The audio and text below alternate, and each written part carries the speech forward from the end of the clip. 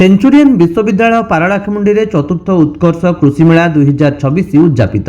गजपति जिला सदर महकुमा पारलाखेमुंडी उपकंठरे थिबा सेंचुरियन विश्वविद्यालय परिसर रे उत्कल कृषि मेलार चतुर्थ संस्करण उद्यापित होई जायछि। ए मेला रे चाषी गवेषक उद्योगी छात्र कृषक उत्पादक कंपानी एनजीओ एवं सरकारी विभाग अंशग्रहण करथिले, जहा तृणमूल स्तर रे कृषि विकास एवं ग्रामीण परिवर्तन प्रति विश्वविद्यालयर प्रतिबद्धता को पुनः निर्माण करथिला। ए मेला रे 70टी स्टॉल प्रदर्शित होइथिला, जोथिरे कृषि प्रजुक्ति विद्या, कृषि जंत्रपाति, मूल्ययुक्त उत्पाद, मत्स्य चाष एवं पशुपालन उन्नति एवं जलवायु स्मार्ट कृषि समाधान प्रदर्शित होइथिला। एही मेलार मुख्य लक्ष्य हैला कृषकक जीविका निर्वाह रे उन्नति आनिबा एवं स्थायी कृषि को प्रोत्साहित करिबा। एही कार्यक्रम रे विश्वविद्यालयर कुल सचिव प्रोफेसर डॉक्टर अनिता पात्र, प्रोफेसर एसपी नंद, डीन प्रशासक कृषि एवं आनुषंगिक विद्यालयर professor doctor Sagar Maitri, dean M S Swaminathan school of agriculture professor doctor R K Swain, dean प्राणी चिकित्सा एवं प्राणी विज्ञान विद्यालयर प्रोफेसर गिरीश कुमार महंती,